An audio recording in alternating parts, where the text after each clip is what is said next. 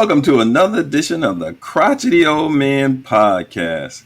It's another beautiful day, and we got a special guest in the audience today. We've got Dwayne Collins. Dwayne, how you doing today? I'm doing good, George. Thanks for having me on the show. Oh, absolutely, absolutely.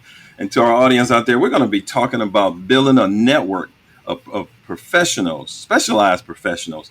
Dwayne's going to kind of enlighten us on this subject, and hey, let's go ahead and get it going. Talk to us.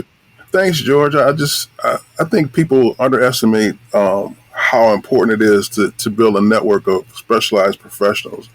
I grew up in a household where I was raised by my grandparents, and I didn't realize then, but there was specialized professionals all around me. My grandfather was a tire dealer. He worked for a tire company, so he specialized in understanding what it take to have the proper, rubber on your car. He had a friend that was a plumber who knew how to actually do plumbing things within your house and so forth. And he had another guy that he grew up with that he moved north from Mississippi with that worked for a muffler company. So he knew how to install mufflers in his garage. So. And it was just it was a multitude of these guys, and he had all this network of them, and they kind of bartered and they did stuff for each other, and I started thinking as I got older, I said, we always think about having professionals, whether it's an accountant or a doctor or a dentist, or even if you got rental property or even your own property, a handyman or mechanic, but we really don't think about having other type of professionals like a butcher. I found out making friends with butchers is one of the best way to buy meat. I'm a serious carnivore, so I buy a lot of meat. I do a lot of grilling and whatever, but it behooved me to make friends with butchers because they tell you how to buy the best cuts for the least amount of money.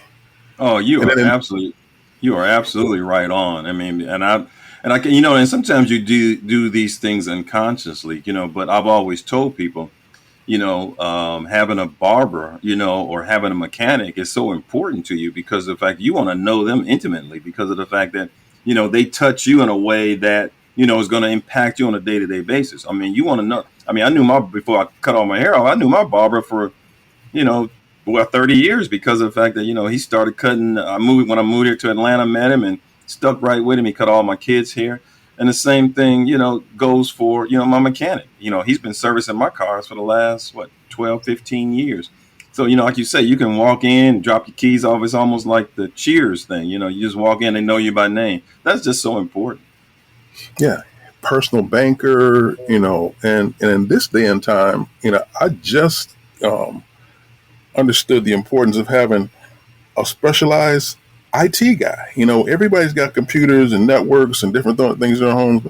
And so if you had to always go to Best Buy or some sort of big box place, to enlist help from them, when you got an IT problem, they'll stick you up, So I found out there's a young kid that lives across the street, a young kid who's, a computer genius. And I was like, well, you're going to be my IT guy. I'm going to put you on a little retainer, and pay you to help me out and keep me going and keep all my networks going because now, our houses, we have so many things connected, Wi-Fi and garage door openers, cameras, you name it, and when that Wi-Fi isn't working right, nothing is working.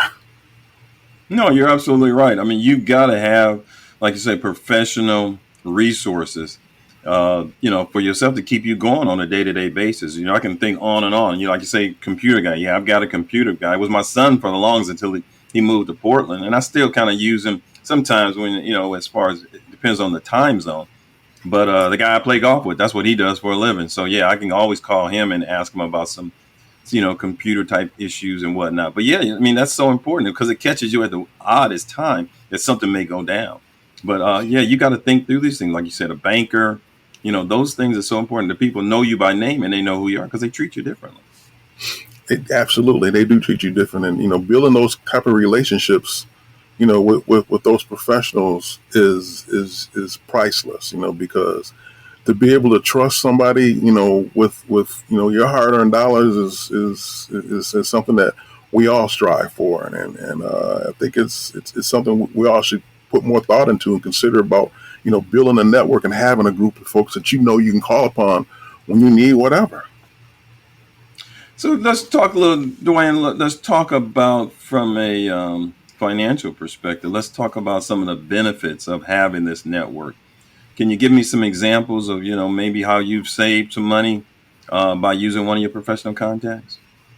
Sure. I mean, you mentioned your mechanic. I've had the same mechanic for 35 years, and he helps me buy my cars. I haven't bought a new car since 1991. I buy used cars. I always make sure they're at least 4 years old, because 70% of new car depreciation occurs during the first 4 years. So, easy math, a $10,000 car new after 4 years it's only worth $3,000. So that $3,000 that we've always been told to put down on a car, that's what you can use to pay for it outright. So I've saved money time and time again, but people are afraid of, of buying used cars thinking I'm going to buy someone else's problem. Well, again, I got this mechanic that I've been with for 35 years. So the first stop I make when I'm test driving is at his shop, and he gives me the rundown. I used to have to pay him. In the beginning, I'd have to pay him $100, $200, depending on what kind of car, $300, to give it the once over. Now he does it for free, and he tells me what's wrong. He said, "Hey, what are they asking for this car?" I said, they want $6,000 for it. He said, "Well, I've identified $500 worth of issues that you need to address, as soon as you get it. So you take that $500 right off the top. That this is going to be what you're going to negotiate, and you're going to tell the person that you're buying this from that, your mechanic has identified these issues.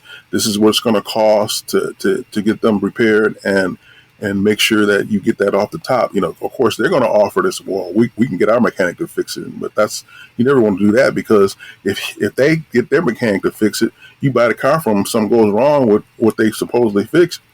I can't take it back to them because they didn't fix it for me. They fixed it for them. So by utilizing my own mechanic, I can't even count how much money I've saved over the years. Yeah, I mean, you're so right on. One of the things I talk about when our subject is about investing, I always say make the type of investments that help you sleep at night. And that's the same thing, like you say, with the mechanic or other professional contacts that you have, because like you say, if your mechanic is working on it, you've already built that trust factor, and that's so important. It's really priceless, because like I said, you can just drop your car off, know that he's going to fix it. You tell him what it's doing, you know that he's going to fix it, and if not, he's going to stand behind it, and it's going to be an ongoing, relationship. So those kind of things allow you to sleep peacefully at night, because you're in good hands, and that goes across the board in all your professional relationships. That's a good topic. It really is. And then, in building that relationship, you treat them right. I mean, people within my network, I got a Christmas gift list, and all my trusted professionals are on my Christmas gift list. I mean, it don't have to be much, but, you let them know you're thinking about them. I know when their birthdays are, they get a birthday card from me.